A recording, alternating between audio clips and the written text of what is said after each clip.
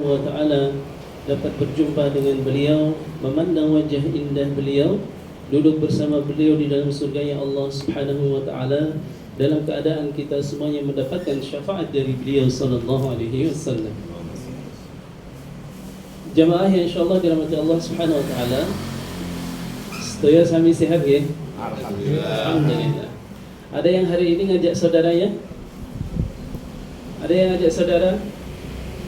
Kemarin lebih sedikit daripada hari ini. Dan hari ini insyaallah dan alhamdulillah jauh lebih banyak. Artinya bisa jadi ada saudara-saudara kita yang ngajak saudaranya.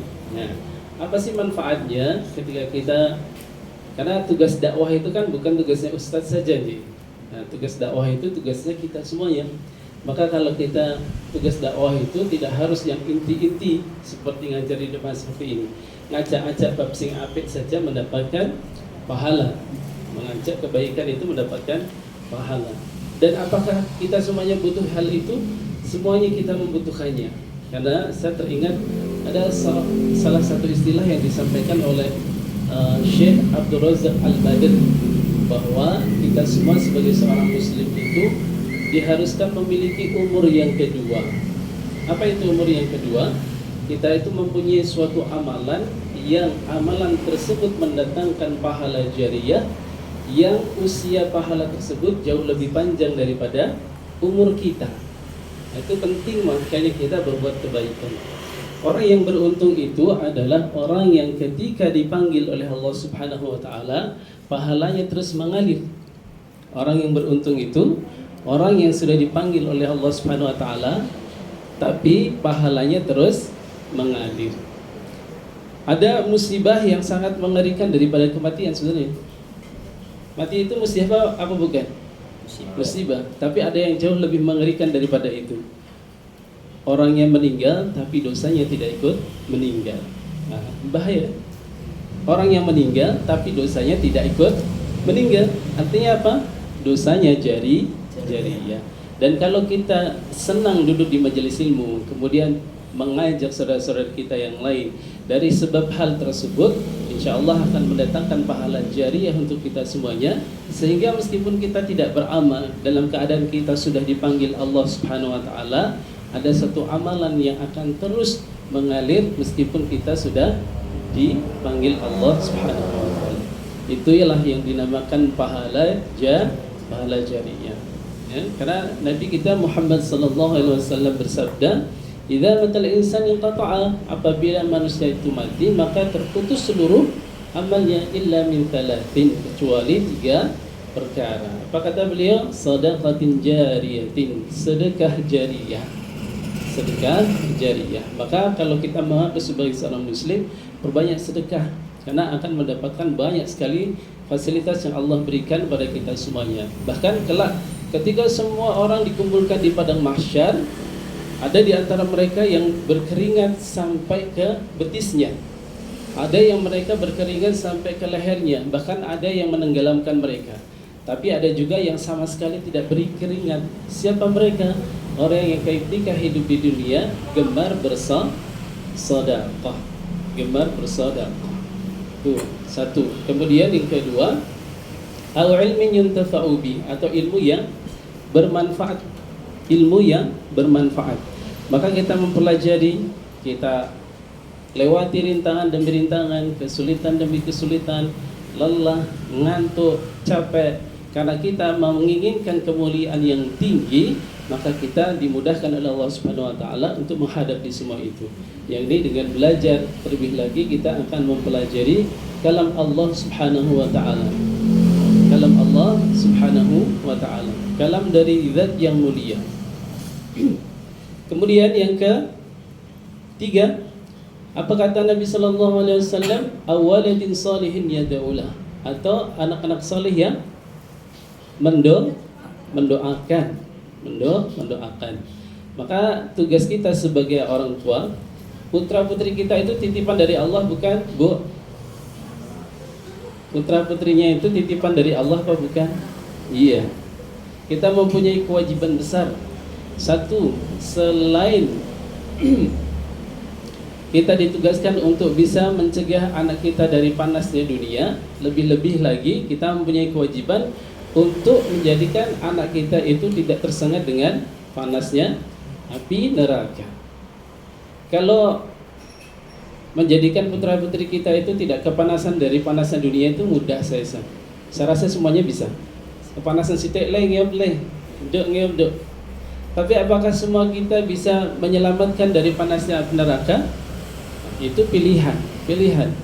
Itu pilihan dari Allah Subhanahu wa taala. Maka kenapa kalau kita harus bersyukur pada Allah Subhanahu wa taala, kita dikumpulkan di majelis ilmu karena kita mengharapkan kemuliaan tersebut sehingga kita dan anak-anak kita menjadi selamat. Ya. Terlebih lagi seorang orang tua itu harus memberikan contoh. Tidak hanya menyuruh saja, tapi juga memberikan contoh. Anak juga mempunyai kewajiban. Jangan sampai kita mempunyai putra-putri tapi lupa dengan orang tuanya. Punya putra-putri tapi lupa dengan orang tuanya. Kalau misalnya kita tengok di masjid itu, kira-kira banyak yang sepuh atau banyak yang para pemuda? Banyak yang sepuh. Pemudanya kemana? Ya, bisa jadi dengan sebab tersebut anak-anak itu dicap menjadi anak yang lupa dengan orang tuanya. Kenapa? Tidak mendoakan orang tuanya. Kira-kira kalau anak tidak sholat itu, orang tua dapat cipratan dosa apa tidak? Ya, dapat. Itu termasuk anak yang lupa dengan orang tuanya. Anak tidak bisa membaca Al-Quran. Kira-kira orang tua bakal mendapatkan kerugian apa tidak? Dapat kerugian. Terlebih lagi anak tidak bisa mendoakan kedua orang tuanya. Itu sebuah kerugian besar orang tuanya. Maka tugas kita adalah mencontohkan sekaligus memerintahkan. Mencontohkan dan memerintahkan. Nah, dimulai dari titik awal kita belajar Al-Quran ini, kita berharap agar keturunan kita semuanya menjadi ahlul Quran. Amin ya rabbal alamin. Baik, insyaallah mengawali majelis Al-Quran pada Jumat ini, insyaallah ya, yang dia pilih juga hari Jumat, Sayyidul Ayyam, tuannya hari, Sayyidul Ayyam. Di pertemuan yang pertama kita sudah ta'aruf, meskipun belum saling mengenal satu dengan yang lainnya, tapi insyaallah pertemuan yang kedua ini kita akan membahas pentingnya kita mempelajari Al-Quranul Karim. Sedikit kita murojaah sedikit. Ada satu kisah yang kemarin sudah saya sampaikan. Ada orang tua yang orang tua tersebut dicap sebagai seorang pendosa. Kira-kira kita terbebas dari dosa atau banyak dosa, Bu? Banyak dosa ya. Ada orang tua yang notabene itu pendosa. Allah takdirkan orang tua tersebut meninggal dunia. Kemudian beberapa hari kemudian ada beberapa warga yang memimpikan beliau, orang yang meninggal tersebut. Apa yang ditemui dalam mimpinya? Orang tersebut dalam keadaan di atas adab Allah Subhanahu wa ta'ala. Orang tua tersebut berada di atas adab Allah Subhanahu wa ta'ala. Tidak lama dari kejadian tersebut, banyak orang-orang saleh yang juga memimpikan orang tersebut. Banyak orang-orang saleh yang juga memimpikan orang tersebut. Tapi dari dua orang tersebut, yang orang-orang saleh itu memimpikan sesuatu yang berbeda. Apa yang dijumpai orang-orang saleh tersebut? Orang yang dicap sebagai seorang pendosa tadi, dia berada dalam keadaan bergembira serta memakai pakaian-pakaian surga. Dalam keadaan bergembira dan menggunakan pakaian-pakaian surga. Ada apa ini? Kemudian ditanya oleh orang-orang saleh tersebut, wahai fulan, bukankah sebelum ini engkau berada di atas azab Allah? Benar wahai orang-orang saleh, benar. Sebelum ini aku berada di atas azab Allah Subhanahu wa ta'ala. Lantas bagaimana engkau sekarang mendapatkan kebahagiaan dan menggunakan pakaian-pakaian syurga? Sesungguhnya, maka ketahuilah sesungguhnya aku mempunyai seorang anak. Dan anak saya kemarin masuk ke sebuah pesantren untuk belajar Al-Quranul Karim. Dia belajar dengan seorang ustaz. kemudian diajarkan Bismillahirrahmanirrahim, anak saya pun ikut mencontoh apa yang diajarkan oleh ustaz tersebut dengan mengucapkan kalimat Bismillahirrahmanirrahim. Kemudian Allah mengutus malaikat untuk mengangkat azabku disebabkan karena anakku menyebut namaku dengan Ar-Rahman Ar-Rahim. Dahsyatnya Al-Quran dengan kalimat Bismillahirrahmanirrahim dapat mengangkat azab atas orang tersebut.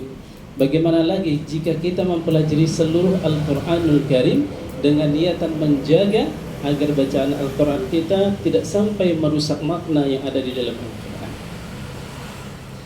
Bukan itu saja. Ada satu buah hadis yang ketika seseorang itu membacanya, ada satu ayat di dalam Al-Quran, ketika seseorang itu membacanya rutin setelah selesai sholat fardu, maka ada jaminan surga. Kira-kira satu ayat itu ayat apa, Bu? Ayat, insyaallah, ayat kursi. Man qara'a ayat al-kursi dubura kulli salati laisa bainahu wa bainal jannati illa an yamut. Barang siapa membaca ayat kursi, satu ayat saja, selesai sholat fardu, maka tidak ada yang menghalanginya dia masuk ke surganya Allah illa an yamut, kecuali kematian. Kita bisa membayangkan tidak, Bu? Satu ayat saja dapat menjaminkan surganya Allah. Jika satu ayat saja menjaminkan surganya Allah, bagaimana lagi dengan surah Al-Baqarah? Bagaimana lagi dengan surah Al-Imran? Bagaimana lagi dengan Al-Quran 30 juzuk yang kita pelajari? Maka insyaAllah kita akan dimuliakan oleh Allah Subhanahu wa ta'ala. Tapi sayangnya apabila ditawarkan satu buah promo, kira-kira laris yang mana? Ibu-ibu yang biasa suka promo ya, Bu ya. Kalau ada promo, Bu, beli satu tas yang branded, kemudian dapat 3 kira-kira, ibu beli apa tidak? Beli tas yang bermerek dengan harga murah, beli satu dapat 3. Kira-kira dibeli yang apa? Beli kan? Pada umumnya membeli. Bapak-bapak ditawarkan sarung, produknya sarung cap gajah berdiri. Gajah duduk kan sudah biasa. Gajah berdiri. Beli satu dapat 5. Beli nggak, Pak? Borong. Kalau punya uang beli. Borong. Disebut borong. Tapi kira-kira ada nggak yang beli satu tapi dapat 10 itu? Kira-kira ada nggak? Satu tapi dapat 10. Wong satu dapat 3 aja sudah kita ngelem-ngelem bagul ya, kak. Mas masih ganteng, nggak murah mana? Bisa meneh, Mas. Tapi ada nggak, Bu, kira-kira yang beli satu dapat 10 itu ada nggak?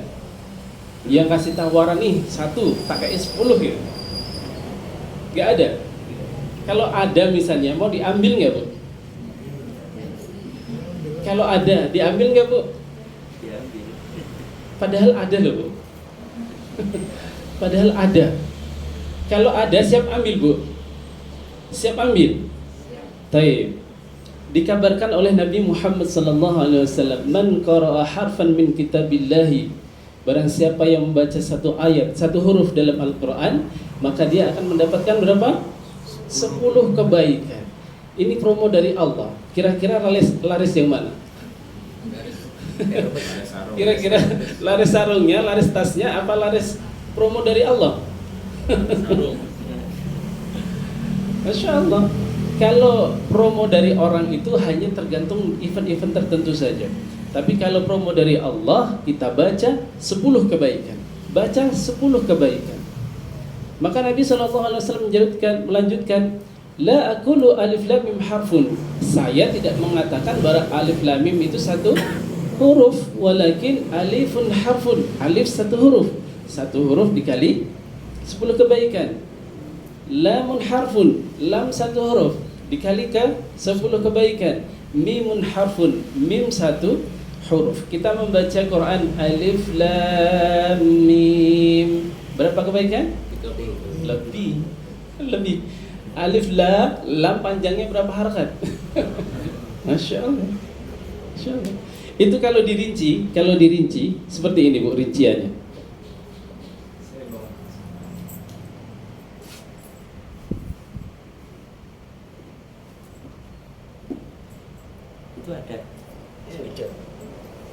pakai itu nggak ada minta.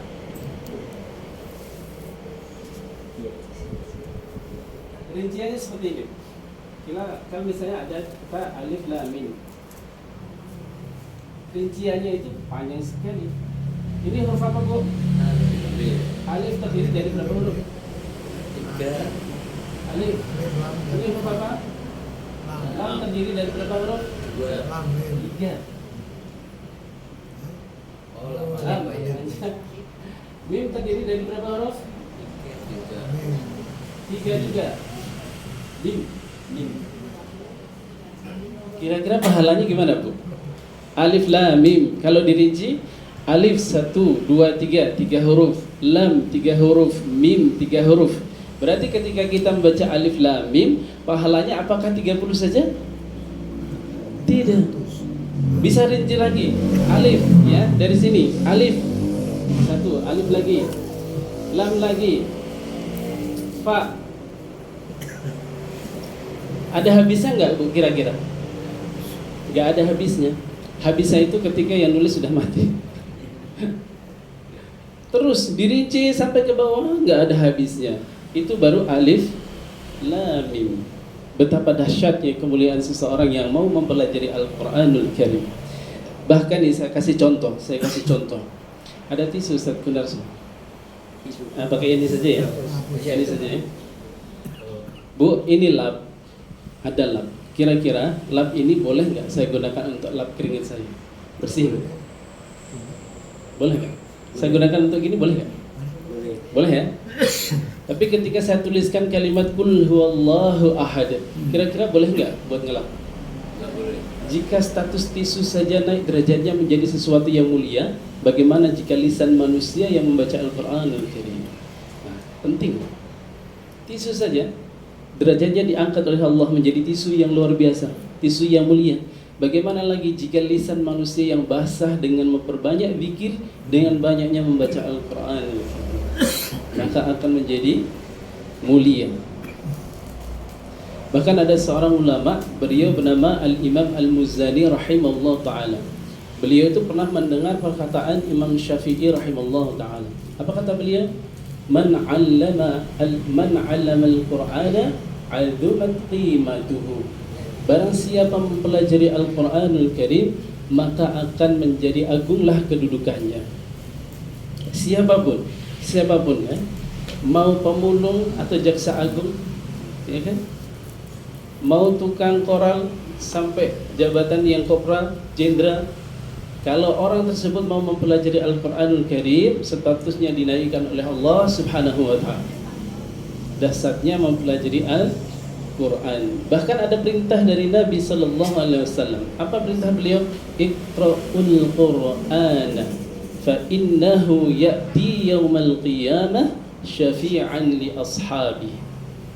Perintah Nabi, bacalah oleh kalian Al-Qur'an, karena Al-Qur'an itu akan datang pada hari kiamat memberikan syafaat. Kira-kira kita butuh syafaat Al-Qur'an tidak? Butuh. Kita tidak memiliki jaminan selamat. Betul enggak? Kita butuh syafaat betul. Syafaat Al-Qur'anul Karim yang Masya Allah luar biasa sekali. Bahkan ketika kita mempelajari dalam keadaan kesulitan pun tetap dapat pahala. Belajar kesulitan pun tetap dapat pahala. Dapat pahala nggak, Bu? Jenengan hadir tok itu loh dapat pahala. Kita loh ngaji hadir tok, mudeng untuk pahala enggak? Dapat pahala. Karena apa? Di dalam majelis tersebut ada kebaikan. Dapat pahala, dapat. Tapi kalau ngantuk terus namanya kebangetan. Ya, ngantuk dapat pahala insyaallah. Karena Allah itu mempunyai malaikat khusus yang ditugaskan bertebaran di muka bumi untuk mencari majelis ilmu. Ya. Ada salah satu di antara mereka yang duduknya di majelis ilmu itu bukan karena niat ingin belajar. Apa kata Allah? Semuanya aku ampuni, kata. Semuanya aku ampuni. Baik, itulah kasih sayang Allah Subhanahu wa ta'ala kepada kita semuanya. Tinggal kita harus pandai-pandai bagaimana cara kita mencintai Allah Subhanahu wa ta'ala. Karena begitu dahsyatnya kasih sayang Allah, kok kita nggak mau membalas cinta Allah kepada kita semuanya, cinta kita kepada Allah, terus kelak ketika kita mau menghadap Allah itu mau bagaimana? Kita tinggal di buminya Allah, tapi tidak mau sibuk memberikan kasih sayang kita pada Allah Subhanahu wa taala. Terus nanti ketika dipanggil, kita mau nebeng tempatnya di mana? Ya, maka kita perlu bersyukur pada Allah Subhanahu wa taala. Ini termasuk pilihan Allah, Bu. Jenengan datang ke sini, bapak-bapak datang ke sini itu atas izin dari Allah. Karena kita semuanya manusia yang lemah, tidak mungkin bisa bergerak kecuali digerakkan oleh Allah Subhanahu wa taala. Maka orang-orang pilihan, orang-orang khusus, tapi datangnya tentu dibebani tanggung jawab pula. Kenapa? Jenengan yang dipilih oleh Allah untuk belajar, maka jenengan juga dititipi beban, bukan beban ya, nikmat. Dititipi nikmat lebih agar kelak bisa mengajarkan ke saudara-saudara yang lainnya. Kenapa? Karena yang belajar dengan yang tidak belajar, kira-kira banyak yang mana, Bu? Banyak yang tidak belajar. Maka sudah menjadi tanggung jawab kita, diberi nikmat lebih oleh Allah Subhanahu wa taala, bukan beban ya. Kita ngajar itu bukan beban, melainkan nikmat. Kenapa? Seperti tadi yang saya sampaikan, ada salah satu istilah yang disampaikan oleh Syekh Abdul Razak Al-Badr, bahwa kita membutuhkan umur yang kedua. Kita mempunyai pahala jariah yang terus mengalir. Meskipun kita dipanggil oleh Allah, tapi pahalanya tetap hidup, amalannya tetap hidup, dan pahala akan terus mengalir kepada kita semua. Baik, itu sedikit motivasi dari kami, dan insya Allah kita akan memasuki pembelajaran yang inti. Bapak Ibu yang insya Allah dirahmati Allah Subhanahu wa taala, jenengan selama ini sudah membaca Al-Qur'anul Karim, betul? Sudah membaca Al-Qur'an, Bu? Sudah. Jenengan tahu nggak definisi daripada Al-Qur'an itu apa? Definisi Al-Qur'an itu apa sih? Al-Quran itu apa sih? Kalamullah, satu. Ada dalam kitab Al-Qira'at Ahkamuha wa Masdaruha yang disampaikan oleh Dr. Syaban Muhammad Ismail, bahwa definisi Al-Quran itu di dalamnya termuat 9 item keyakinan kita terhadap Al-Quranul Karim. Ada 9 item. Satu sudah disebutkan Bapak Sinten? Ashari. Bapak Asy'ari. Satu, kalamullah.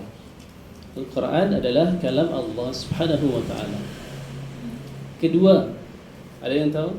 Dapat hadiah loh, Bu. Itu dapat hadiah. Ini nanti boleh dibawa pulang. Kedua, di dalam kitab Al-Qira'at Ahkamuha wa Masdaruha belum sampai ke sana, bahwa Al-Quran itu adalah Al-Mu'jiz. Satu, kalamullah. Kedua, al-mu'jiz. Apa itu mu'jizat? Al-Quran mu'jizat bukan? Ya. Kemudian yang ketiga, al-munazzalu ala khatamil anbiya'i wal mursalin Muhammadin sallallahu alaihi wasallam, yang diturunkan kepada baginda Nabi Muhammad sallallahu alaihi wasallam. Lewat siapa? Biwasitatil amin Jibril alaihi salam. Kenapa malaikat Jibril itu mendapatkan gelar Al-Amin? Alasannya apa? Karena wahyu dari Allah tidak mungkin dikorupsi oleh beliau, maka beliau mendapatkan gelar terpercaya. Al-Amin, terpercaya. Ya. Satu, kalamullahi ta'ala. Kedua, al-mu'jizu, yakni mukjizat terbesar yang Allah berikan kepada Nabi Muhammad sallallahu alaihi wasallam. Empat, biwasitatil amin Jibril alaihi salam, melalui perantaraan malaikat Jibril alaihi salam. Kelima, betul kelima? Kelima, al-maktubu fil masahif, yang termaktub di dalam mushaf. Kemudian yang keenam, al-manqulun ilaina bitawatur, yang informasi dari Al-Quran itu tidak pernah salah. Informasi dari Al-Quran itu tidak pernah salah. Kemudian yang ketujuh, al-muta'abbad bitilawatihi, bahwa membaca Al-Quran merupakan ibadah yang sangat spesialis. Ya, 7, membaca Al-Quran merupakan ibadah yang sangat spesialis. Ke-8, al-mabdu'u bi suratil Fatihah, yang diawali dengan surah Al-Fatihah. Ke-8, al-mabdu'u bi suratil Fatihah, yang diawali dengan surah Al-Fatihah. Kemudian yang ke-9, al-makhtum bi suratil Nas, yang diakhiri dengan surah An-Nas. Dari 9 item keyakinan kita terhadap Al-Quran tersebut, saya akan ambil satu poin yang berkaitan dengan apa yang akan kita pelajari, yakni poin yang ke-7, al-muta'abbad bitilawatihi, bahwa membaca Al-Quran merupakan ibadah yang sangat spesialis. Pertanyaannya, jika membaca Al-Quran merupakan ibadah yang sangat spesialis, tentu kita membacanya harus spesialis pula, ya kan? Tentu cara membaca kita harus spesialis pula. Dan bagaimana agar bacaan Al-Quran kita itu menjadi spesialis? Saya akan antarkan 10 pengantar ilmu tajwid. Kenapa? Yang membuat bacaan Al-Quran kita itu istimewa adalah apa? Yang berkaitan dengan Al-Quran tersebut, yakni tajwid. Karena ada perintah di dalam kitab Matan Jazari. Imam Jazari mengatakan wal akhdhu bit tajwidi hatmun lazimu, maka seseorang di dalam membaca Al-Quran itu harus dengan menggunakan kaidah ilmu tajwid. Man lam yujawidil Qur'ana athimu, dan barang siapa yang membaca Al-Quran tapi tidak mengindahkan kaidah ilmu tajwid, maka athimu, dia terancam berdosa. Maka yang kita fahami selama ini bahwa membaca Al-Quran sesuai dengan kaidah ilmu tajwid, hukumnya apa, Bu? Pak? Fardu ain, wajib. Dan mempelajari ilmu tajwidnya merupakan fardu. Iya, aslinya fardu ain juga. Asli ya. Karena apa? Kita tidak mungkin meraih level yang sempurna di dalam membaca Al-Quran tanpa memahami teorinya. Maka berkata seorang ulama, beliau bernama Syekh Ahmad Samir, beliau dari Mesir, tajwid itu adalah kita bisa memahami teorinya, juga bisa mempraktekkannya. Itu kata beliau, ya, tajwidnya. Maka untuk lebih mengenal apa itu tajwid, kita harus fahami terlebih dahulu definisinya. Apa definisi daripada ilmu tajwid? Tajwid secara bahasa artinya apa? Membaguskan. Secara bahasa artinya membaguskan. Kalau secara bahasa aja artinya membaguskan, maka muncul satu pertanyaan. Apa sih yang dibaguskan? Kira-kira apa yang dibaguskan, Bu? Maka kita tengok dari sisi istilahnya. Apa dari kita tengok dari sisi istilahnya? Saya tuliskan ya. Yang ibu-ibu bisa lihat sini. Terlihat nggak? Di sini kan tidak apa-apa karena bapak-bapak lebih mudah untuk Iya, awas. Ada Ada minuman sebetulnya.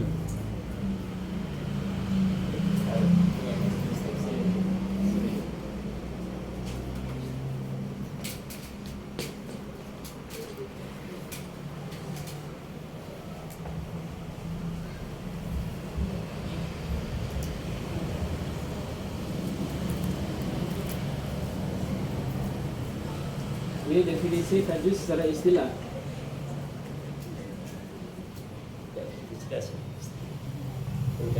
ini lebih bagus hitam. Kelihatan apa?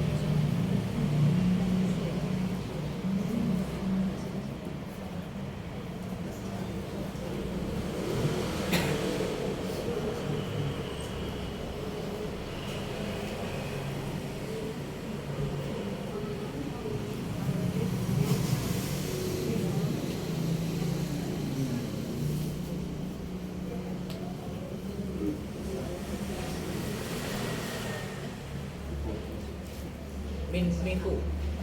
Ya. Mas kok min? Min Terus min. makhrajihi. Nah, berarti min mah bukan min. Oh ini. Iya. Oh iya. Alhamdulillah. Min makhrajihi ma'a i'ta'ihi haqqahu wa mustahaqqahu. Saya bacakan definisi tajwid secara istilah. Definisi secara tajwid secara istilah ialah ikhraju kulli harfin, mengeluarkan setiap huruf min makhrajihi, dari tempat keluarnya huruf tersebut, ma'a sekaligus i'ta'ihi, memberikan kepada huruf tersebut haqqahu haknya, wa mustahaqqahu dan mustahaknya. Apa yang dimaksud dengan hak huruf? Yakni sifat asli yang senantiasa melekat pada huruf tersebut.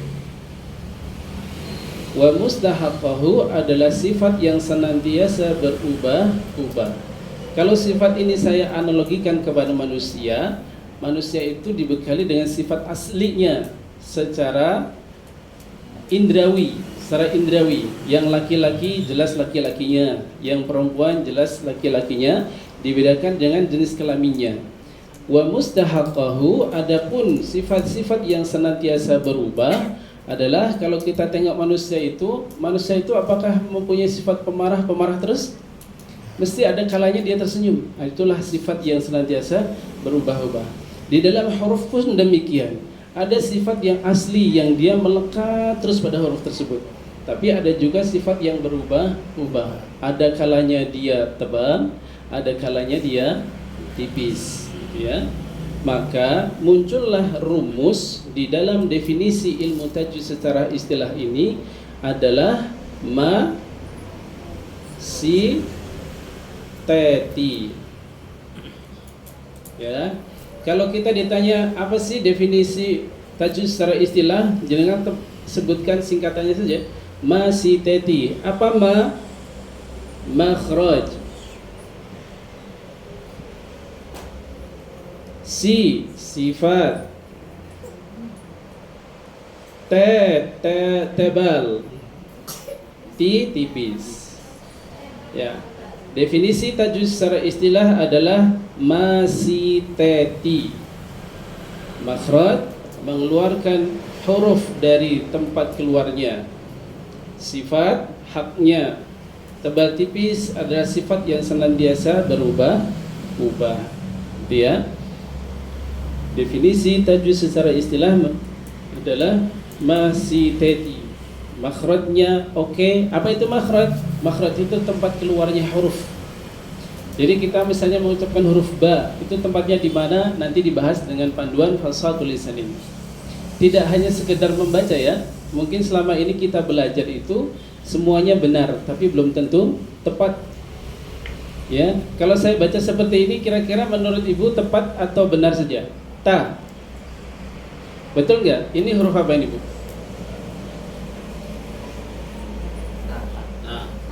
Saya baca ta, betul tidak? Betul. Betul? Ta. Betul, tapi tepat tidak? Tidak tepat. Ya. Maka target kita belajar dengan fashatul lisan ini harapannya selain benar juga tepat. Saya yakin selama ini guru-guru kita mengajarkan benar. Ta, ini betul ta, bunyinya ta. Tapi tepat apa tidak? Tidak tepat karena huruf ta bukan tempatnya di sini. Ta, bukan di sini ya. Di mana Ustaz Fat? Di ujung lidah Ujung lidah bertemu dengan gigi seri depan. bertemu Gigi dengan seri di ujung gigi seri. hati-hati. Ali lupa. Ustaz Gunarso, huruf ta tempatnya di mana? Kalau saya baca tadi ta kan kurang tepat. Lebih tepatnya ada di mana? Di di anu apa? Kalau dasarnya sifat Wata'u wadalu wata minu wamin. Bahasa kaya was. Oh iya. Ya bisa lihat persentuhan ya. Wato wajal wata minhu uyasana yasufla. Ya. Ya, saya sedikit kasih bocoran ya, Bu. Tadi huruf ta saya ucapkan, ini lidah, ini gigi, ujung gigi saya. Ini benar tapi tidak tepat karena bukan tempatnya di sana. Yang tepat di tempatnya di mana? Ujung lidah bertemu dengan pangkal gigi seri yang atas. Itu yang tepat dan benar. Jadi di sini. Ini ujung gigi, ini dinding gigi, kemudian tempatnya ada di sini. Tempat tumbuhnya gigi. Nah, pangkal gigi seri atas. Ta. Lidah saya tidak kelihatan ya, tidak seperti tadi. Ta, tapi ta di depan, di belakang. Ta. Bisa dipahami, Bu? Bapak bisa dipahami? Ya, jadi kalau saya membaca ta itu benar tapi tidak tepat. Benar hanya dari segi vokal saja, tapi tempatnya salah. Maka kita akan mengenal namanya fasahatul lisan, memperbaiki huruf demi hurufnya dengan standarisasi masih teti. Makhrajnya oke, sifat oke, tebal tipisnya oke. Sifat itu apa? Sifat itu adalah sesuatu yang membedakan sesuatu dengan yang lainnya. Misalnya tadi ya, misalnya laki-laki dengan perempuan dibedakan dari sifat indrawinya. Laki-laki perempuan jelas bedanya. Ada sifat yang berubah-ubah, kadang dia senyum, kadang dia marah, seperti itu ya.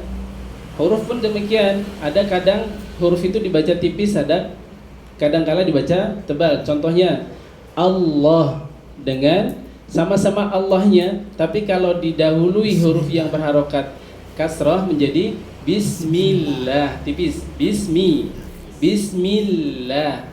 Yang satu Allah, tebal. Satu Bismillah, ya. Beda, maka berlaku tebal tipis. Tebal tipis ini dipengaruhi oleh rahang. Semua huruf yang yang tipis, kategorinya tipis, senyum mesti. Bismi. Kalau yang tebal Allah. Ya. Seperti itu ya. Dari definisi ini bisa dipahami atau ada yang mau ditanyakan dulu? Definisinya. Kalau belum ada, kita lanjut ke poin yang kedua. Ini baru pengantar yang pertama. Yang kedua apa? Pembagian ilmu tajwid. Tajwid itu dibagi menjadi dua bagian.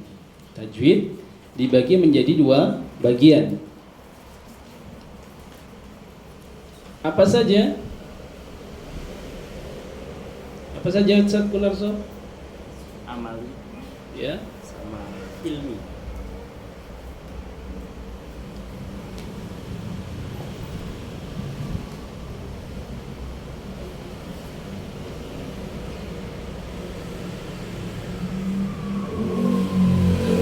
Pembagian ilmu tajwid.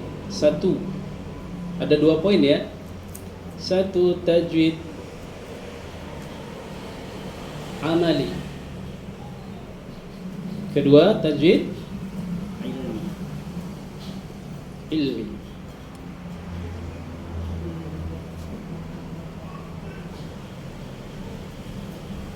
Tajwid amali apa artinya Ustaz Kunarso? Membaca sesuai dengan contoh Rasulullah. Iya.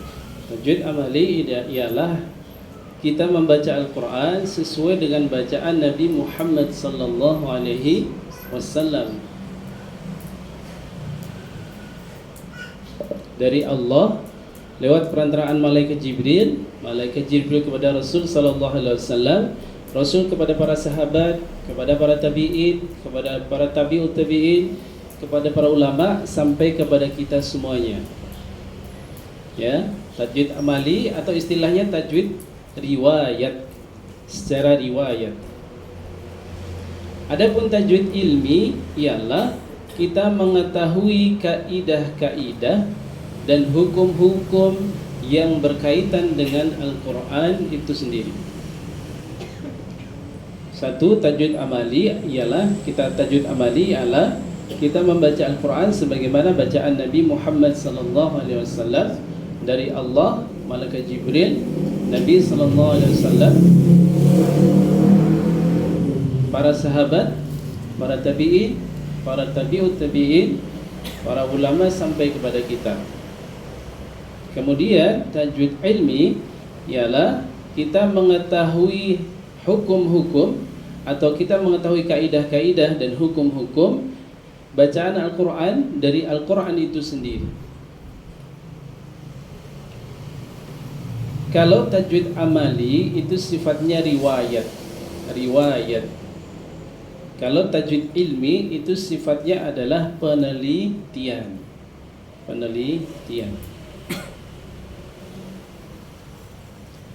Kenapa kita membutuhkan tajwid ilmi? Kita mengetahui kaidah-kaidah dan hukum-hukum. Alasannya apa, Bu? Ada yang tahu alasannya? Ada sejarahnya. Karena dulu itu Al-Quran turun tanpa titik dan baris. Tidak ada harakatnya, tidak ada barisnya, tidak ada titiknya. Titik tanda huruf nggak ada, titik tanda harakatnya pun tidak ada. Tapi hal tersebut tidak menjadi masalah bagi para sahabat. Kenapa? Karena mereka fasih dalam bahasa Arab. Tapi sejak Islam tersebar luas ke bangsa-bangsa selain Arab, maka muncullah kesulitan-kesulitan di dalam membaca Al-Quranul Karim. Maka pada masa Khalifah Muawiyah ada seorang ulama yang beliau bernama Abul Aswad Ad-Du'ali. Beliau adalah murid dari Ali bin Abi Thalib. Beliau mengambil inisiatif untuk memberikan tanda titik untuk tanda baca. Ya, Abul Aswad Ad-Du'ali beliau mengambil inisiatif untuk memberikan tanda titik untuk tanda baca. Sambil contoh. Kalau ada kalimat seperti ini, itu bacaannya apa? Ya? Ini bacaannya apa nih? Ini tulisan A. Ini ibarat dulu Al-Quran itu turunnya nggak ada titik, nggak ada baris, nggak ada tanda apapun. Sedangkan Al-Quran dulu tulisannya nggak seperti itu. Ada yang seperti ini. Nah, seperti ini ya. Nah, seperti itu. Ini dimudahkan. Ada yang bisa baca? Dulu tulisan Arab Al-Quran turunnya tanpa titik, tanpa baris. Maka Abul Aswad Ad-Du'ali mengambil inisiatif untuk memberikan tanda titik untuk tanda baca. Apa yang diberikan oleh beliau? Tanda titik di atas untuk tanda fathah, tanda titik di bawah untuk tanda kasrah, kemudian tanda titik di kiri atas untuk tanda dhammah, dan 2 titik untuk tanda tanwin. Sehingga apabila kita terapkan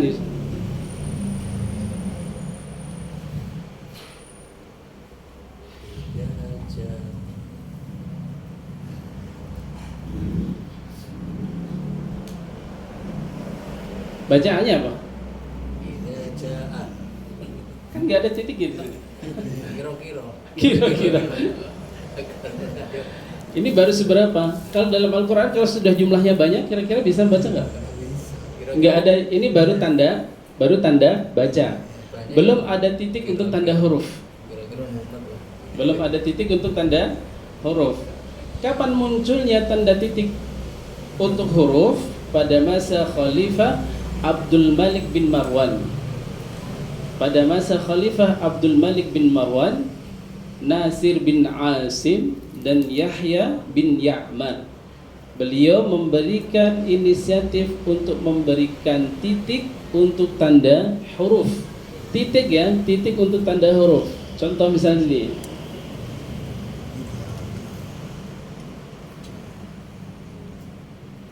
Nah, titik harokat siapa yang memberikan? Abul Aswad Ad-Du'ali. Titik huruf siapa yang memberikan? Abdul Malik bin Marwan, Nasir bin Asim, dan Yahya bin Ya'mar. Ini baru sedikit ya. Al-Quran banyak kalau ditulis panjang. Kira-kira sudah bisa membaca atau masih ada kesulitan di dalam membacanya? Masih ada kesulitan dikarenakan apa? Terlalu banyak titik, sehingga lama-kelamaan titik itu hampir serupa. Titik huruf dengan titik harokat itu terlihat menjadi sama. Maka ada seorang ulama besar, yakni beliau bernama Imam Khalil bin Ahmad Al-Faraghidi. Imam Khalil bin Ahmad Al-Faraghidi, beliau mengambil inisiatif untuk merubah atau mengganti tanda titik atau untuk tanda bacanya, ya. Beliau mengambil inisiatif merubah tanda titik untuk tanda baca.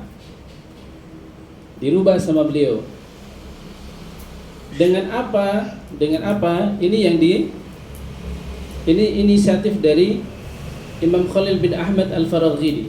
Dengan alif kecil miring untuk tanda fathah. Alif kecil miring untuk tanda fathah.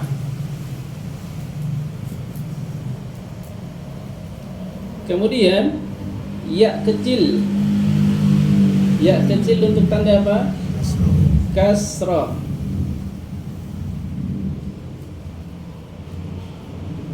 Kemudian beliau mengambil waw kecil untuk tanda apa? Dhammah. Untuk tanda dhammah. Kemudian kepala huruf shin untuk tanda tasydid. Kepala huruf ha untuk tanda sukun. Dan kepala huruf ain untuk tanda hamzah. Nah, itu ya. Kemudian sama Imam Khalil bin Ahmad Al-Faraghidi dipotong dan disempurnakan sehingga terbentuklah seperti apa yang kita pelajari saat ini. Fathah, kasrah, dhammah, tanwin, kasrah tanwin, dhammah tanwin, kemudian tasydid, sukun, hamzah. Ya, sudah sempurna. Jadi proses kita bisa membaca Al-Quran selama ini atas perjuangan para ulama-ulama terdahulu kita yang memikirkan kita semuanya. Agar apa? Agar kita selamat. Agar kita selamat. Maka tadi dikatakan bahwa membaca Al-Quran itu merupakan ibadah yang sangat spesialis. Kenapa? Prosesnya luar biasa.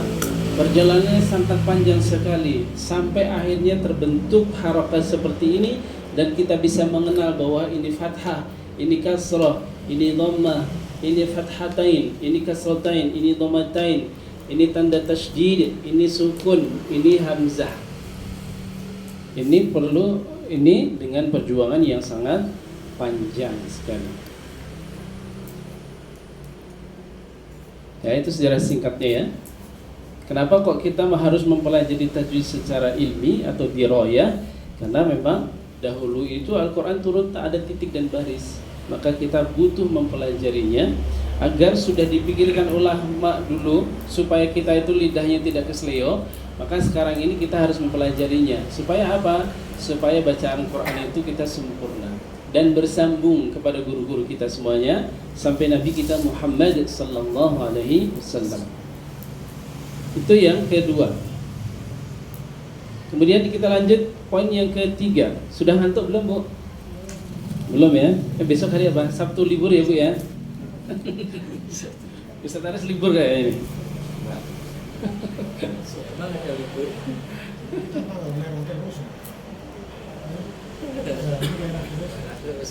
Kemudian yang ketiga. Enggak sampai dia loh. Iya.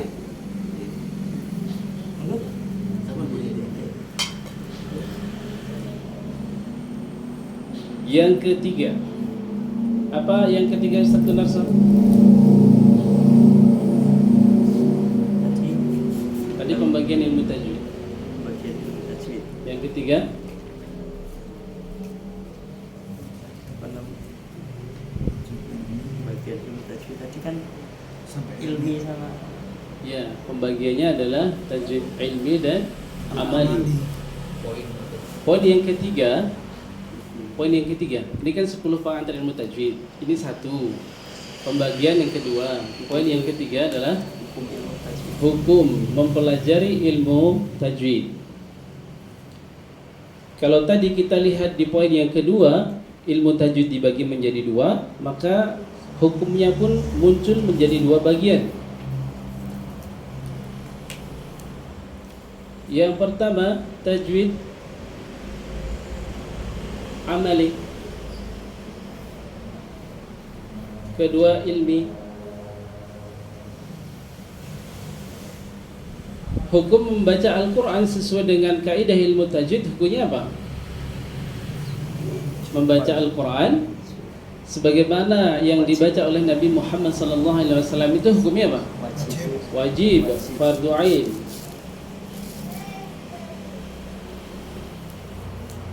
Sedangkan mempelajari tajwid secara ilmi ialah fardu kifayah kalau menurut panduan yang sudah sering kita pahami ya, fardu kifayah. Kalau saya lebih setuju ini fardu ain. Kenapa? Karena untuk meraih derajat kesempurnaan Al-Quran di dalam cara membacanya, kita membutuhkan teori secara ilminya. Ya, dia hukumnya tajwid amali, yakni kita membaca Al-Quran sesuai dengan kaidah ilmu tajwid, fardu ain. Tajwid secara ilmi fardu kifayah. Artinya kalau ada orang yang sudah mempelajari ilmu tajwid secara ilmi, sudah gugur kewajiban kita. Tapi faktanya kita juga harus mengetahui agar bacaan kita itu sesuai dengan standarisasi apa belum. Tentunya kita juga harus mempelajari kaidahnya. Maka kalau saya sepakat mengambil yang disampaikan oleh Syekh Ahmad Samir, bahwa mempelajari tajwid secara ilmi merupakan fardu ain juga. Jadi kita faham praktek, kita juga faham teorinya. Faham praktek saja tanpa faham teori, lambat laun akan mengalami kesalahan. Faham teori tidak bisa praktek, apalagi jatuhnya ngarang-ngarang nanti. Ya, maka keduanya harus diterapkan. Kemudian yang keempat, poin yang keempat apa Ustaz? Ustaz Fad? Belum dapat. Penemu.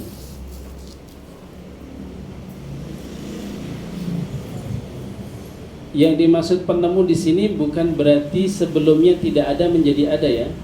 Orang yang mengambil inisiatif saja.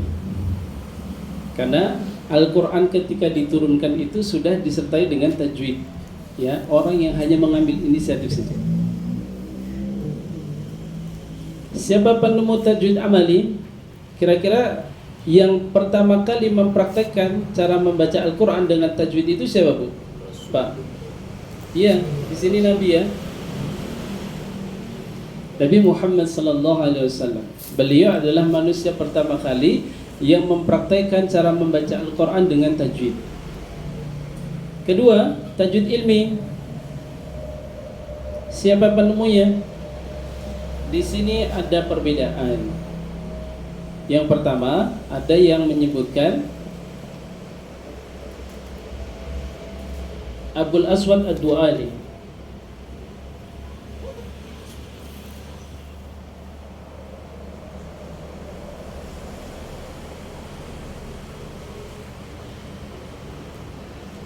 Abul Aswad Ad-Du'ali. Kemudian yang kedua, siapa Ustaz Narsa? Imam Khalil bin Ahmad Al-Faraghili.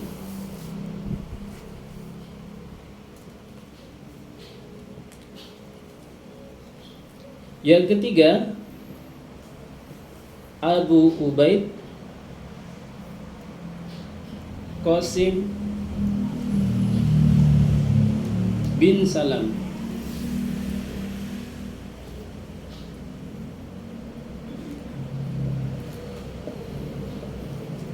Ya. Poin yang keempat adalah penemu ilmu tajwid. Tajwid ilmi, tajwid amali. Mohon maaf ya. Ini poin yang pertama, tajwid amali.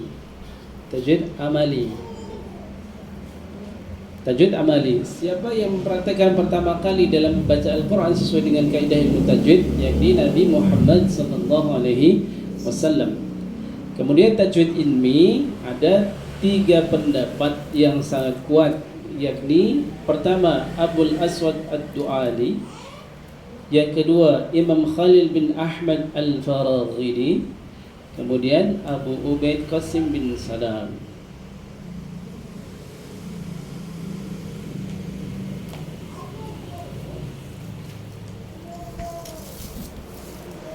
Kita masuk ke poin yang ke-5.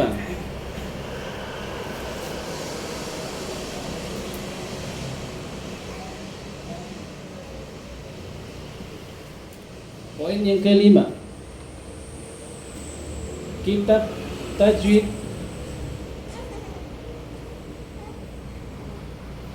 yang pertama kali disusun.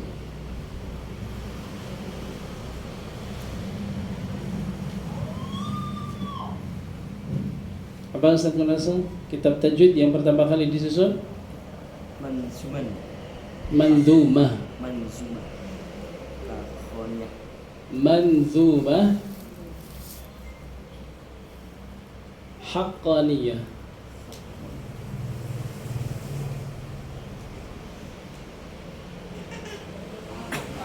Haqqaniyah.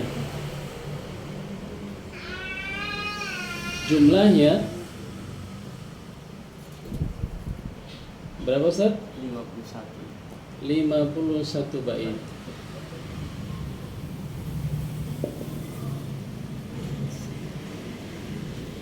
Ibu-ibu nanti kalau ada yang tertinggal sampaikan ya.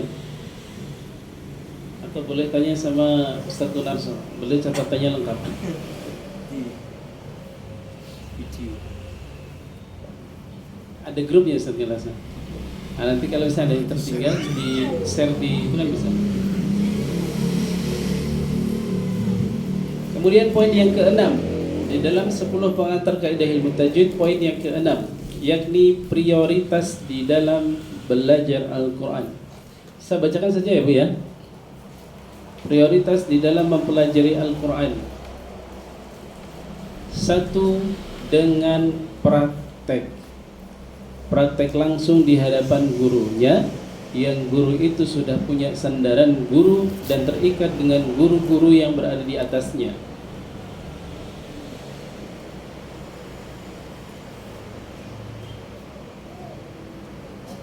Yang kedua, yakni memahami kaidah dan hukum-hukumnya.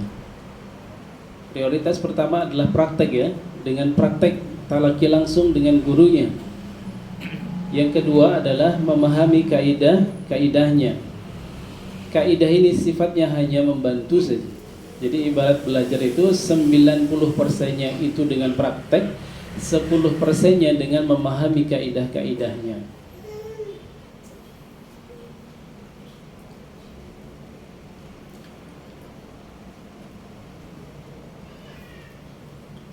Poin yang ke-7. Poin yang ke-7. Karakteristik bacaan Al-Quran kita, standar ilmu tajwid. Karakteristik bacaan Al-Quran kita, standar ilmu tajwid. Ada berapa poinnya Ustaz Gunarso? 5. Saya ulangi, poin yang ke-7 adalah karakteristik bacaan Al-Quran kita bertajwid. Yang pertama, kita menggunakan dialeknya orang Arab. Kita menggunakan dialeknya orang Arab. Contoh, saya ambil contoh nih. Kalau ada tulisan seperti ini, bahasa Inggris, kita bacanya boleh one atau one. One kan?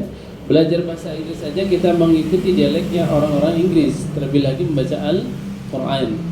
Karena bacanya bukan ba, tapi ba, bukan ba. Mas beli bakwan, tidak, bakwan, bakso,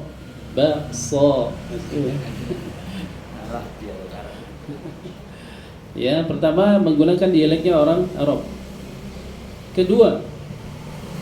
Yang kedua, vokalnya harus jelas. Vokalnya harus jelas. A, I, U-nya jelas. Tempatnya jelas. Sifat-sifatnya juga jelas.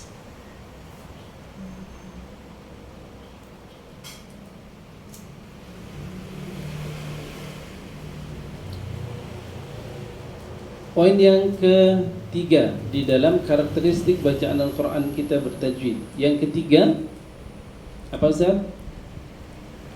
Tajwidnya harus bagus. Ya, hukum tajwidnya harus bagus. Yang mad dibaca panjang 2 harokat harus 2 harokat. Yang gunnah harus digunnahkan. Kemudian yang dipanjangkan 6 harokat juga harus dibaca panjang 6 harokat.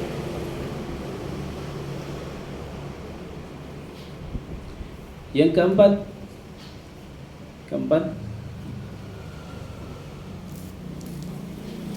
bagus di dalam wakaf. Tidak boleh wakaf di sembarang tempat. Bagus di dalam wakaf. Tidak boleh wakaf di sembarang tempat. Berhenti. Ya, tidak boleh berhenti di sembarang tempat. Berhentinya harus sesuai dengan aturan. Tidak boleh asal berhenti. Terkecuali jika darurat, kehabisan nafas. Ya, jika darurat. Yang kelima, apa satu nasihat yang kelima? Terhindar dari lahan. Iya, terhindar dari lahan, kesalahan. Itu poin yang kelima. Itu bacaan Al-Quran kita dinilai bertajwid. Ada 5 poin. Poin yang ke-8 di dalam pengantar kaidah 10 kaidah ilmu tajwid. Poin yang ke-8 adalah kesalahan-kesalahan di dalam membaca Al-Qur'anul Karim. Kebalikannya dari poin yang ke-7. 1. Tidak menggunakan dialeknya orang Arab. 2. Vokalnya tidak jelas. Di situ ada tambahan dalam kurung, tidak boleh membaca Al-Quran seperti halnya orang sedang mengunyah makanan. Contohnya seperti ini. Jelas nggak huruf A, I, U-nya? Tidak jelas, ya kan? Makhrajnya juga tidak jelas.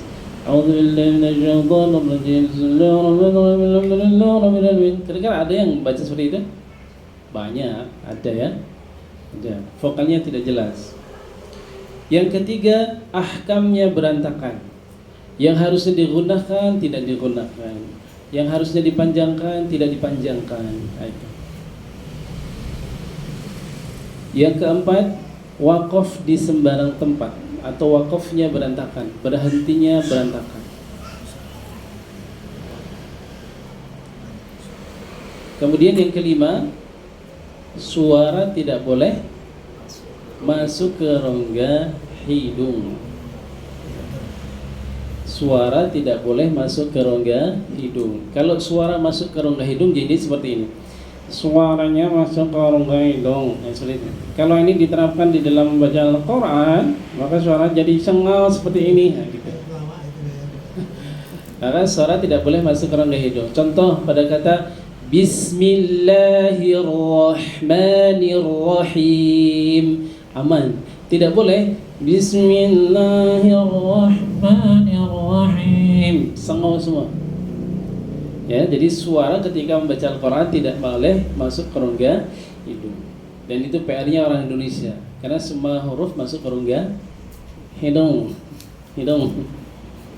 Itu PR kita ya, PR kita. Harus dilatih. Saya itu setiap hari latihan, Bu. Ketika sambil naik motor, Bismillah, masuk gak nih? Masuk gak nih? Dilatih terus. Karena apa? Prioritasnya adalah praktek. Ya, terus latihan. Kemudian poin yang ke-9, ini yang paling penting untuk kita ingat terus, yakni tahapan dalam mempelajari Al-Quranul Karim. Tahapan di dalam mempelajari Al-Quranul Karim ada 3 poin. 1, yakni memperbaiki bacaan Al-Quran dimulai dari huruf demi hurufnya, atau terkenal dengan fasahatul huruf. Kenapa kita perlu mempelajari Al-Quran dimulai dari huruf demi hurufnya? Karena ini sebabnya.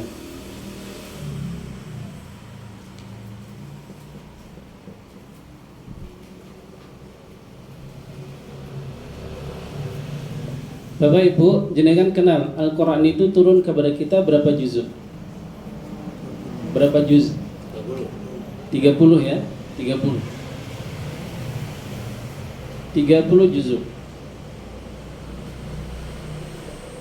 Kalau 30 juzuk tersebut saya ambil 1 juzuk misalnya, saya ambil 1 juzuk. Al-Quran menjadi sempurna atau tidak? Tidak sempurna kan? Al-Quran turun kepada kita berapa surah? 114 surah. Saya ambil 1 surah saja. Misalnya saya ambil di dalam Al-Quran itu dihapus Quran surah Al-Ikhlas. Kira-kira menjadi sempurna enggak 114 surah? Enggak sempurna. Dari surah turun ke ayat. Kita ambil contoh Qul huwallahu ahad, itu ada berapa ayat? 5. Berapa ayat? Qul huwallahu ahad berapa ayat? Berapa ayat, Bu? Qul huwallahu ahad, Allahus samad, lam yalid wa lam yulad wa lam yakul lahu kufuwan ahad. Surah Al-Ikhlas itu ada berapa ayat? Ada 4 ayat. Jika surah Al-Ikhlas ini saya ambil 1 ayat saja, saya baca Bismillahirrahmanirrahim, Allahus samad, jadi sempurna enggak surah Al-Ikhlasnya? Tidak sempurna. Ya, tidak sempurna. Dari ayat turun ke huruf, Kita ambil contoh Bismillahirrahmanirrahim. Ada berapa huruf? Bismillahirrahmanirrahim ada berapa huruf? 19 huruf. Saya ambil 1 huruf, kira-kira sempurna enggak? Jadi enggak sempurna kan? Ganti huruf saja, enggak usah dihilangkan tapi diganti huruf. Bismillahirrahmanirrahim. Sempurna tidak? Dari sebab 1 huruf yang tidak sempurna mempengaruhi ayat tidak sempurna. Ayat tidak sempurna, 114 surah tidak sempurna. 114 surah tidak sempurna, maka tidak sempurna Al-Quran yang selama ini kita baca. Hanya sebabnya dari 1 huruf. Maka insya Allah kita bertemu dengan metode fasahatul lisan, memperbaiki bacaan Al-Quran huruf demi hurufnya sesuai dengan tahapan yang tadi kita sudah catat. Tahapan belajar pertama belajar Al-Quran yakni dengan memperbaiki huruf demi hurufnya. Itu adalah ujung daripada Al-Quran. Yang lebih dahsyatnya lagi, kita akan belajar huruf tersebut dalam keadaan huruf tersebut sukun. Contoh pada kata ini ya, pada kata ini.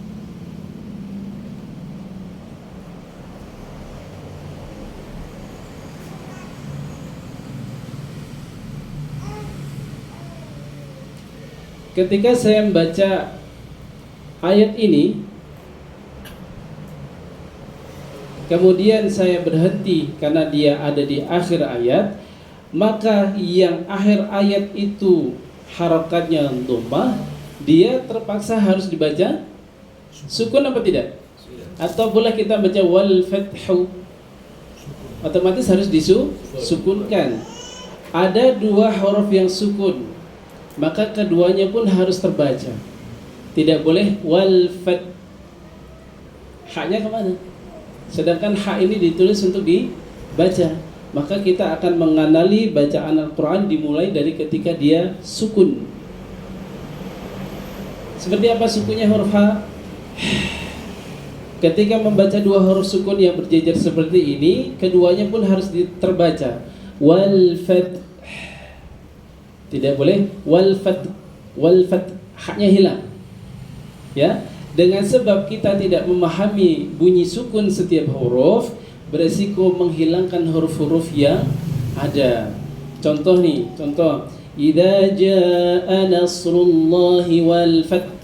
Sempurna enggak jadinya ayatnya? Tidak sempurna karena ayatnya hurufnya hilang. Maka harus disebutkan wal fath.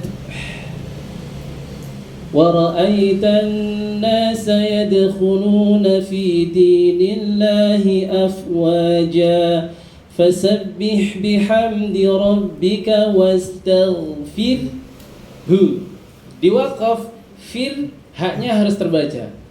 Tidak boleh wastaghfir. Haknya kemana? Haknya kemana? Haknya hilang, tidak sempurna ayat tersebut. Maka harus ditampakkan wastaghfir. Wastaghfir. Harus seperti ya. Sip. Kita mulai dari fasahatul huruf, memperbaiki bacaan Al-Quran huruf demi huruf. Pak Ustadz, selama ini saya baca kesulitan. Terus bagaimana, dosa dong? Tidak. Kunci yang satu agar terbebas dari dosa. Apa Bu syaratnya? Syaratnya apa? Belajar. Kalau kita sudah tahu bahwa bacaan kita kurang sempurna, kemudian tidak mau belajar, dosa menurut Imam Jazari. Ya, maka untuk menggugurkan hal tersebut, kuncinya cuma satu, sinau, belajar. Kuncinya cuma satu ya. Di dalam belajar, ketika kita tersulitkan pun, terbata-bata pun, malah justru akan dapat pahala. Justru dapat pahala. Hadisnya ada, kata Nabi, al-mahiru bil Qur'an ma'as syafaratil kiramil bararah.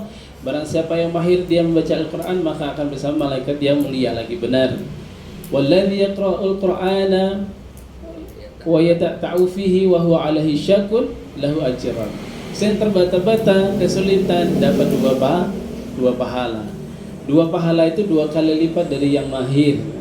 Kalau yang mahir dapat 10, yang terbata-bata dapat 20. Kenapa? Dia mau usaha, dia mau melewati rintangan demi rintangannya. Untuk apa? Untuk Allah Subhanahu wa taala.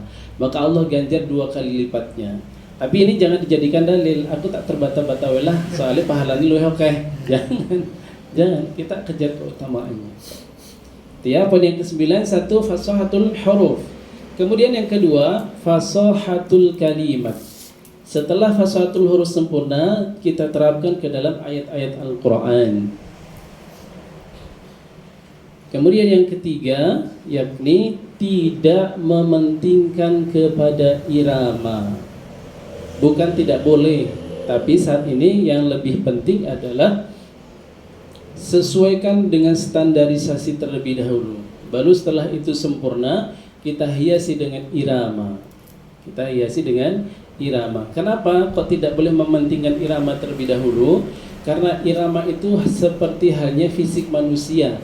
Ada yang fisik manusianya bagus, ada yang biasa-biasa saja, ya kan?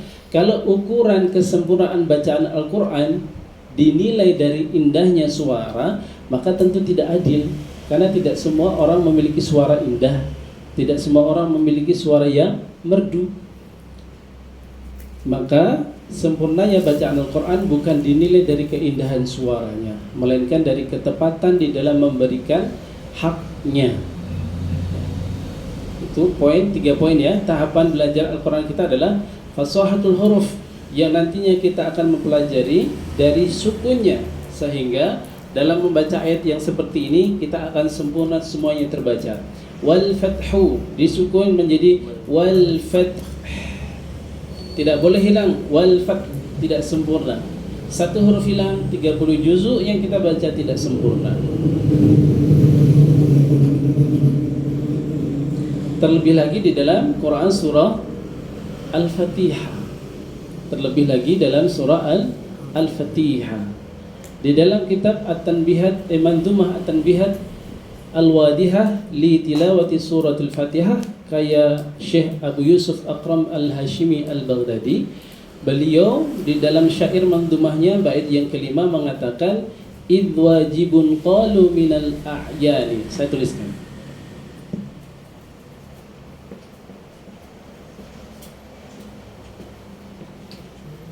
Kalau jatuh dulu. Terus keliru. Saya mau jatuh dulu. Pegang seru.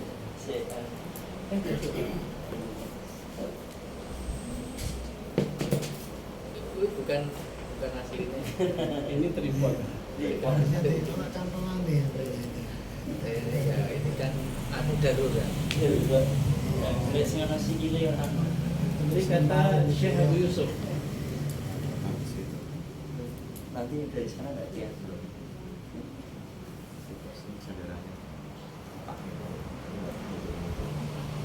Kan ada sing beli sing itu loh, ada kakinya itu bisa dikeret-keret. Tidak ada tadi dia. Small botol kosong.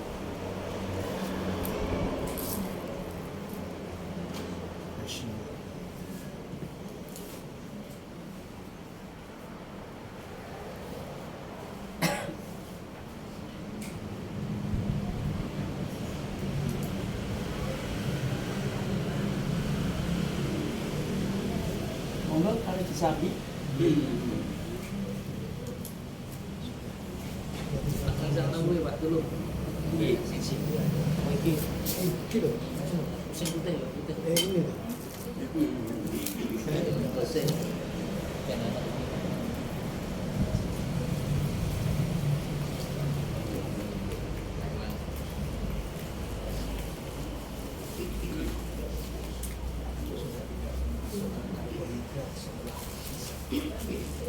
Orang seperti Sing enteng.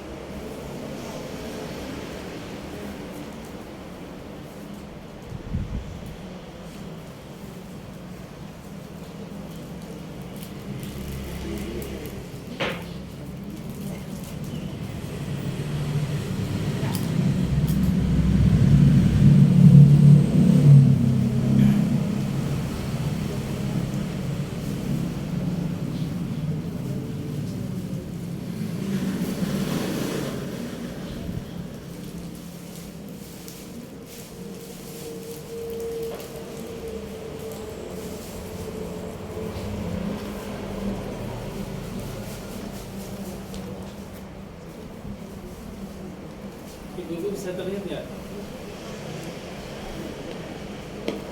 Ini dalil pentingnya kita mempelajari Al-Quran, terkhusus surah Al-Fatihah. Syekh Abu Yusuf Akram Al-Hashimi Al-Baghdadi, bait kelima dan keenam dalam kitab At-Tanbihat Al-Wadihah li tilawati surat Al-Fatihah. Apa kata beliau? Idh wajibun qalu minal a'yani. Sesungguhnya wajib menurut para ulama, ya.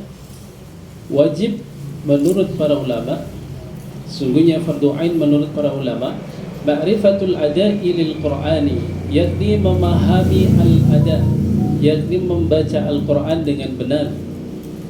Ya. Poin ke-6, la siyama fatihatal ayati.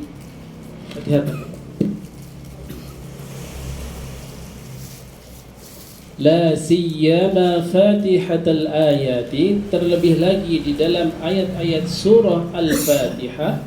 Kenapa? Fallahnu fiha, karena kesalahan pada ayat-ayat tersebut yubatilus salati, dapat berpotensi membatalkan salat. Yaitu ya, penting kita memahami membaca surah Al-Fatihah karena disebutkan di dalam kitab tersebut la siyama fatihatul ayati, terlebih lagi di dalam ayat-ayat surah Al-Fatihah. Kenapa? Fallahnu fiha, karena kekeliruan ataupun kesalahan pada ayat-ayat surah Al-Fatihah yubatilus salati, dapat berpotensi membatalkan salat. Sebagaimana di awal pertemuan sudah disampaikan Ustaz Aris, alhamdulillah menjadi alhamdulillah maknanya berbeda jauh. Alhamdulillah itu segala puji, alhamdulillah itu segala kematian, segala kehancuran bagi Allah. Maka maknanya berubah total. Ya.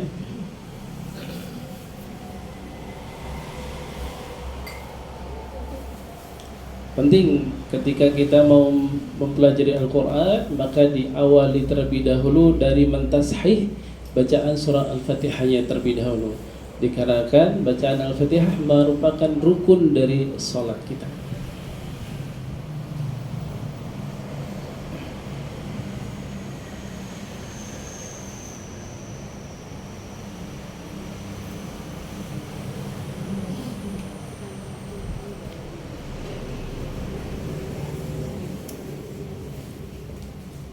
Sudah? Ibu-ibu sudah? Belum?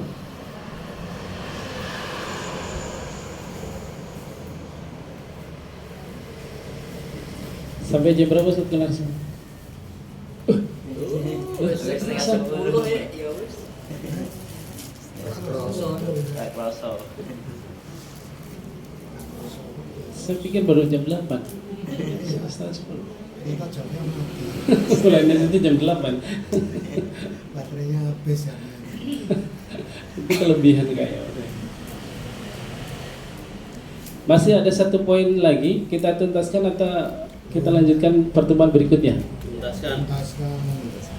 Ibu-ibu tuntaskan atau PR? Tuntaskan. Ya, tuntaskan ya, masih ada satu poin lagi. Poin yang ke-10 adalah nasihat-nasihat bagi para pelajar Al-Quran dan pengajar Al-Quran. Ini poin yang terakhir. Nasihat-nasihat bagi para pembelajar Al-Quran dan pengajar Al-Quran. Yang pertama, belajar atau mengajar Al-Quran dengan mengharap ridha Allah Subhanahu wa ta'ala.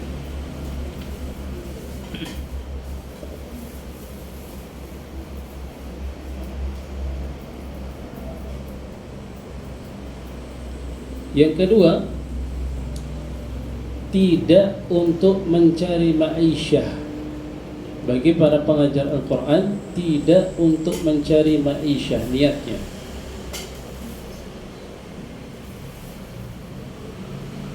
Ma'isyah itu apa? Golek duit. Ngajar Al-Quran itu tujuannya bukan untuk golek duit. Kemudian yang ketiga, sabar ketika belajar. Sabar ketika belajar. Kenapa kok kita harus sabar? Saya kasih contoh, Bu. Kalau jenengan lagi nimba air dari sumur, nimba air dari sumur yang manual ya, nimba air dari sumur. Kemudian jenengan satu, yang pertama jenengan buru-buru, yang kedua jenengan pelan-pelan saja, tenang dan sabar. Kira-kira ember mana yang terisi penuh? Itulah mengapa kita belajar itu harus membutuhkan kesabaran agar isi yang ada di dalam ember tersebut penuh. Kemudian yang keempat, bersyukur kepada Allah Subhanahu wa ta'ala. Kenapa kita perlu banyak bersyukur? Karena yang menghadirkan kita, yang membuat kita fasih di dalam membaca Al-Quran, yang membuat kita hatinya tenang dengan Al-Quran adalah Allah Subhanahu wa Ta'ala. Maka kita perlu banyak bersyukur pada Allah atas limpahan karunia tersebut. Kelima, yakin dengan janji Allah bahwa setiap huruf yang kita baca akan mendatangkan pahala yang besar. Dan pahala tersebut bukan hanya untuk kita baca, tapi efeknya ke banyak orang. Bukankah orang yang mendengar bacaan Al-Quran itu dapat pahala? Ya kan? Kita baca satu huruf nih, tapi efeknya ke banyak orang. Itulah dahsyatnya Al-Quran. Orang tua kita dapat pahala apa tidak? Dapat. Bahkan kalau statusnya tadi dalam cerita orang tua itu yang di atas adab, dengan sebab kita belajar Al-Quran, adab orang tua kita diangkat oleh Allah Subhanahu wa Ta'ala. Yang keenam, ini sudah masuk di poin yang ke-9, yakni tidak mementingkan kepada irama, ya. Tidak mementingkan kepada irama, karena banyak orang yang belajar Al-Quran itu justru memperindah iramanya terlebih dahulu, sehingga dalam membaca Al-Quran banyak terjadi kesalahan. Contoh nih, saya sering mendapati orang baca Al-Quran seperti ini: Alhaakumut takatsur hatta zurtumul maqabir. Betul apa salah, Bu? Insyaallah salah banget. Itu karena apa? Karena fokus belajarnya hanya di iramanya. Maka hati-hati, karena keindahan bacaan Al-Quran itu bukan dari keindahan suara, melainkan ketepatan di dalam mengucapkan hurufnya, tahu tempatnya, tahu standarisasinya, yakni dengan masih tadi. Mohon dimaafkan karena waktunya tidak terasa, sudah jam 9:30, Bu.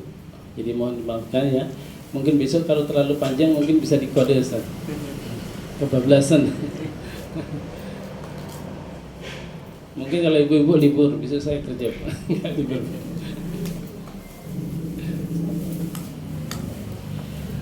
Kalau ada pertanyaan di skip dulu ya, disimpan dulu. Karena mengingat waktu. Saya tidak enak kalau terlalu lama. Ibu-ibu mungkin sudah ngantuk atau ada keperluan lagi di rumah, maka dimaafkan apabila kelebihan waktunya. Kita cukupkan dulu. Hari ini kita sudah membahas tentang definisi Al-Quran dan penjabaran tentang 10 poin pengantar ilmu tajwid. Ini akan mengantarkan kita semuanya untuk mempelajari Al-Quran dengan panduan fasahatul lisan. Sedikit sebelum saya tutup, di tahapan yang ke-9 tadi adalah kita mempelajari huruf demi hurufnya. Di sini sudah dituliskan huruf demi hurufnya. Ibu, panduannya akan kita pelajari seperti ini ya. Tahapan belajar kita satu apa? Fasahatul huruf, memperbaiki huruf demi hurufnya. Kita dilatih di sini memperbaiki huruf demi hurufnya dulu. Kemudian setelah itu diterapkan pada kalimat. Jadi buku ini adalah panduan yang sangat cocok untuk kita. Kita bisa mempelajarinya secara detail. Kita tahu letaknya di mana, sifat-sifatnya seperti apa saja, tebal tipisnya jelas, kemudian dilatih dari huruf demi hurufnya. Baru setelah huruf demi hurufnya itu bagus, kita coba masuk ke dalam kalimatnya, ke dalam bacaan Al-Quran. InsyaAllah. Semoga Allah panjangkan usia kita semuanya sehingga bisa mempelajari Al-Quran dengan tuntas. Dan kita berharap kepada Allah Subhanahu wa Ta'ala agar kita semuanya dijadikan oleh Allah menjadi ahlul Quran selamat dunia hingga akhirat kelak. Kita akhiri pertemuan kita malam hari ini dengan baca hamdalah dan doa penutup majelis. Alhamdulillahirabbil alamin. Subhanakallahumma wa bihamdik, asyhadu an la ilaha illa anta, astaghfiruka wa atubu ilaik. Mohon maaf lahir dan batin. Wassalamualaikum warahmatullahi wabarakatuh. Monggo pisan. Nggih. Pun dibaki wong.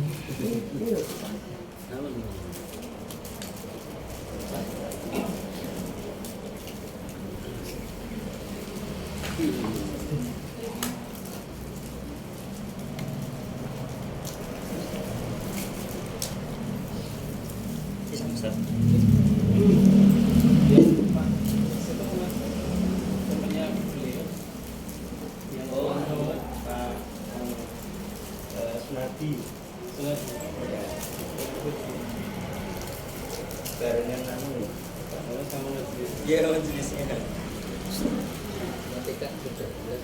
Oh, iya. Videonya.